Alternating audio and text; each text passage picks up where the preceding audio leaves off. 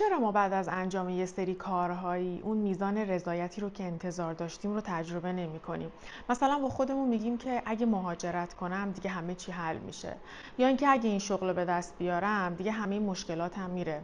یا اینکه هفته دیگه که این امتحان رو بدم دیگه راحت میشم، یا خیلی از اتفاقات دیگه. این اتفاق به این دلیل میفته که ما آدم‌ها در میزان شدت لذت بخشی وقایع دچار خطا هستیم. وقتی که اون اتفاق هنوز نیفتاده و اون تصمیم رو نگرفتیم، ما معمولاً یک مدل نگاه